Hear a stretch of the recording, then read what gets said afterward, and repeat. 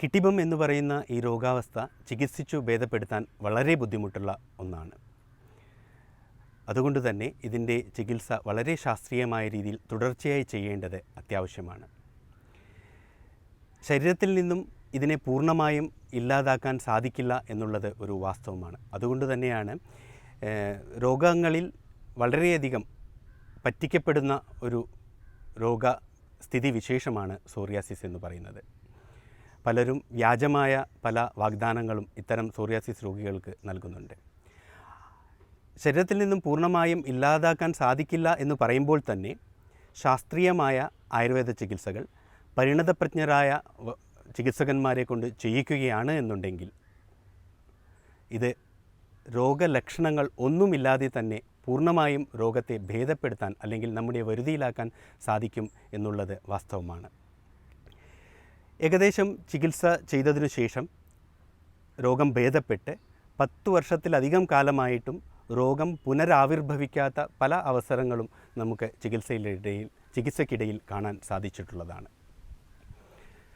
അതുകൊണ്ട് തന്നെ കിട്ടിബം എന്ന് പറയുന്ന ഈ രോഗാവസ്ഥയുടെ ചികിത്സ അല്ലെങ്കിൽ സോറിയാസിസിൻ്റെ ചികിത്സ ആയുർവേദത്തിൽ ചെയ്യുമ്പോൾ വളരെ ക്ഷമയോടുകൂടി തുടർച്ചയായി ശരിയായ പഥ്യനിഷ്കർഷയോടുകൂടി ചെയ്യുകയാണെങ്കിൽ രോഗലക്ഷണങ്ങൾ ഒന്നുമില്ലാതെ തന്നെ നമുക്ക് പൂർണ്ണമായും ഇതിനെ ഭേദപ്പെടുത്താൻ സാധിക്കും എന്നുള്ളതാണ്. പക്ഷേ ഏതെങ്കിലും തരത്തിലുള്ള ആഹാരവിഹാരങ്ങളിൽ ഉണ്ടാവുന്ന വ്യത്യാസങ്ങൾ കൊണ്ടോ അപഥ്യസേവനങ്ങൾ കൊണ്ടോ പിന്നീട് വർഷങ്ങൾക്കു ശേഷമോ പിന്നീട് എപ്പോഴെങ്കിലോ ഈ രോഗം തിരിച്ചു വരാനുള്ള സാധ്യത ഉണ്ട് എന്നുള്ളതും തള്ളിക്കളയാൻ സാധിക്കുന്നതല്ല. ആയുർവേദത്തിൽ കിട്ടിബം എന്ന ഈ രോഗാവസ്ഥയെ എങ്ങനെയാണ് ചികിത്സിക്കുന്നത്? രോഗം 2 തരത്തിലാണ് ആയുർവേദം പറയുന്നത്. ഒന്ന് സന്തർപ്പണോക്തമായിട്ടുള്ള വ്യാധികളും മറ്റൊന്ന് അപതർപ്പണോക്തമായിട്ടുള്ള രോഗങ്ങളും. എന്താണ് സന്തർപ്പണോക്തം? ശരീരത്തെ പുഷ്ടി പ്രാപിപ്പിക്കുന്നതിനുള്ള ആഹാരവിഹാരങ്ങളെ കൊണ്ടോ അല്ലെങ്കിൽ ശരീരം അതിയായി പുഷ്ടിപ്പെടുന്നത് കൊണ്ട് അനുബന്ധമായി ഉണ്ടാകുന്ന രോഗ അവസ്ഥകളെയാണ് സന്തർപ്പണോക്തമായിട്ടുള്ള രോഗങ്ങൾ എന്ന് പറയുന്നത്. അതുപോലെ തന്നെ ശരീരം പോഷിക്കാതിരിക്കുന്നതും ശരീരത്തിന് പുഷ്ടി ഉണ്ടാക്കാത്തതുമായുള്ള ആഹാരങ്ങളും വിഹാരങ്ങളും സേവിക്കുന്നത് കൊണ്ടും അതിനോടനുബന്ധമായി ഉണ്ടാകുന്ന രോഗസ്ഥിതിവിശേഷങ്ങളെയാണ് അപതർപ്പണോക്ത വികാരങ്ങൾ എന്ന് പറയുന്നത്. ഇവയുടെ ചികിത്സയും ഇതുപോലെ തന്നെയാണ്. സന്തർപ്പണം അപതർപ്പണം എന്നു 2 തരത്തിലാണ് ചികിത്സാ വിധിയും പറയുന്നത്. ശരീരം പുഷ്ടി കൊണ്ടുണ്ടാവുന്ന രോഗങ്ങൾക്ക് അപതർപ്പണമാണ് ചികിത്സ. ശരീരം പോഷിക്കാത്തത് കൊണ്ടുണ്ടാവുന്ന രോഗങ്ങൾക്ക് സന്തർപ്പണമാണ് ചികിത്സ. അപതർപ്പണം എന്നതുകൊണ്ട് ശരീരത്തെ പുഷ്ടിപ്പെടുത്താത്തതോ അല്ലെങ്കിൽ ശരീരത്തെ ശോഷിപ്പിക്കുന്നതോ ആയിട്ടുള്ള ചികിത്സാ രീതികളാണ് അപതർപ്പണം എന്ന ചികിത്സാവിശേഷം കൊണ്ട് മനസ്സിലാക്കുന്നത്. നമ്മളിവിടെ പറഞ്ഞുകൊണ്ടിരിക്കുന്ന കിട്ടിബം എന്ന് പറയുന്ന ഈ രോഗാവസ്ഥ സന്തർപ്പണോക്തമായ ഒരു രോഗമായിട്ടാണ് മനസ്സിലാക്കുന്നത്. എന്നുവെച്ചാൽ ശരീരം പുഷ്ടി പ്രാപിക്കുന്നതിനുള്ള ആഹാരവിഹാരങ്ങൾ സേവിക്കുന്നത് മൂലമോ അത്തരത്തിലുള്ള ജീവിതചര്യകളെ കൊണ്ടോ ഉണ്ടാകപ്പെടുന്ന ഒരു രോഗ അവസ്ഥയായിട്ടാണ് സോറിയാസിസ് പോലെയുള്ള അല്ലെങ്കിൽ കിട്ടിബം എന്ന് പറയുന്ന ഈ രോഗാവസ്ഥ ഉണ്ടാകുന്നതിന് കാരണം. അതുകൊണ്ട് ഇതിന് ചികിത്സ എന്ന് പറയുന്നത് അപതർപ്പണമാണ്. ചികിത്സ ആയുർവേദത്തിൽ 2 തരത്തിലാണ് ഇത്തരത്തിലുള്ള രോഗങ്ങൾക്ക് പറയുന്നത്. ഒന്ന് ശമന ചികിത്സയും മറ്റൊന്ന് ശോധന ചികിത്സയും. ശമന ചികിത്സ എന്ന് പറയുന്നത് ദോഷങ്ങളെ കോപിച്ചിരിക്കുന്ന ദോഷങ്ങളെ ശമിപ്പിക്കുന്നത് എന്നർത്ഥത്തിലാണ്.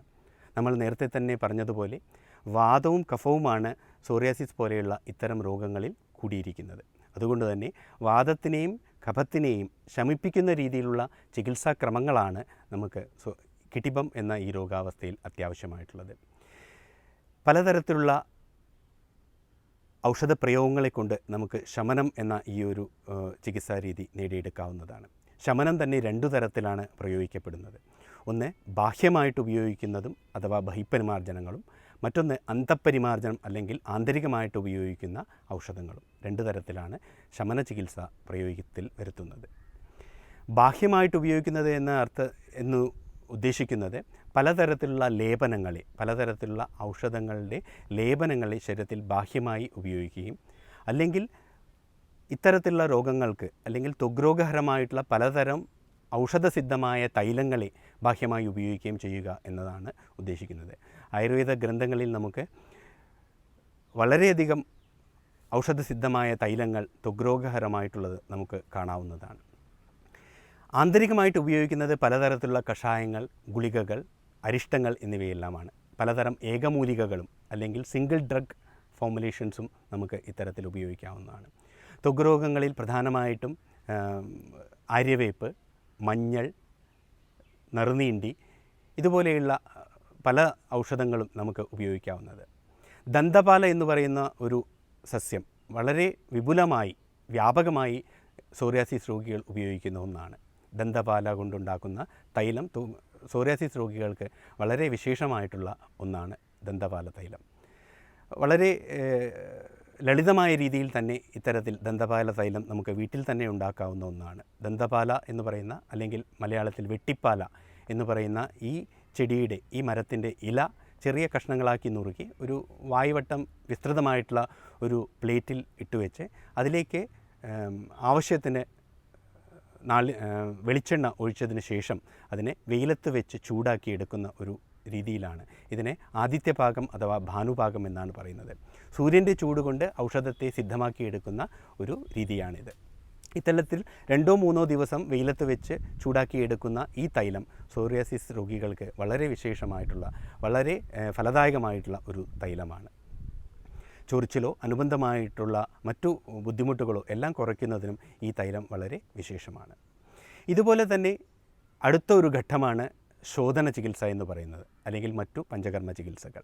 ശമനമായി ഉപയോഗിക്കുന്ന ചില പഞ്ചകർമ്മ ചികിത്സകളിൽ പ്രധാനപ്പെട്ട ഒന്നാണ് തക്കർധാര എന്ന് പറയുന്നത്. മൂരും നെല്ലിക്കയും അനുബന്ധമായി മറ്റു ഔഷധദ്രവ്യങ്ങളും ചേർത്ത് തയ്യാറാക്കിയ മോരിനെ ശിരോധാരയായിട്ട്, അല്ലെങ്കിൽ തലയിലെ സ്കാൽപ്പിൽ കൂടി ഒഴിക്കുന്ന ഒരു പ്രത്യേക ചികിത്സാ രീതിയാണ് തക്കർധാര എന്ന് പറയുന്നത്. സോറിയാസിസിൻ്റെ തീവ്രത കുറയ്ക്കുന്നതിന് ഇത് വളരെ ഫലവത്താണ്. പലതരം പഠനങ്ങളും ഇതിൻ്റെ ഫലപ്രാപ്തിയെ തെളിയിച്ചിട്ടുള്ളതാണ്. ശോധന ചികിത്സകളിലേക്ക് വരികയാണെങ്കിൽ വാതകഭജമായിട്ടുള്ള ഈ ഒരു രോഗാവസ്ഥയിൽ പ്രധാനമായും നമ്മൾ ചെയ്യേണ്ടത് വമനം അഥവാ വിരേചനം എന്നീ 2 ചികിത്സാക്രമങ്ങളെയാണ്. എന്താണ് വമനം എന്ന് പറയുന്നത്? ഔഷധസിദ്ധമായ നെയ്യ് കഴിപ്പിച്ചതിന് ശേഷം ശരീരത്തിനെ പാകപ്പെടുത്തിയെടുത്ത്, പ്രത്യേകിച്ച് തിക്തകം നെയ്യ് പോലെ അല്ലെങ്കിൽ ഇന്ദുകാന്തം നെയ്യ് പോലെയുള്ള പലതരം ഔഷധസിദ്ധമായ നെയ്യുകളെ ഒരു പ്രത്യേക ക്രമത്തിൽ രോഗിയെ കൊണ്ട് കഴിപ്പിച്ചതിന് ശേഷം ശരീരം പാകപ്പെടുത്തിയെടുത്തി ഒരു പ്രത്യേക ദിവസത്തിൽ ഔഷധങ്ങൾ നൽകിയതിന് ശേഷം രോഗിയെ ഛർദ്ദിപ്പിക്കുക എന്നുള്ളതാണ് വമനം കൊണ്ട് ഉദ്ദേശിക്കുന്നത്. ഇങ്ങനെ ചെയ്യുന്നത് കൊണ്ട് ശരീരത്തിൽ അടിഞ്ഞുകൂടിയിരിക്കുന്ന പലതരത്തിലുള്ള വിഷപദാർത്ഥങ്ങളെയും മെറ്റബോളിക് വേസ്റ്റ് എന്ന് പറയുന്ന പലതരം ശരീരത്തിന് അനാവശ്യമായ പദാർത്ഥങ്ങളെയും ദോഷങ്ങളുടെ വർദ്ധിച്ചിരിക്കുന്ന അവസ്ഥകളെയും നമുക്ക് ശരീരത്തിൽ നിന്നും പുറന്തള്ളുന്നതിന് സാധിക്കുന്നതാണ്.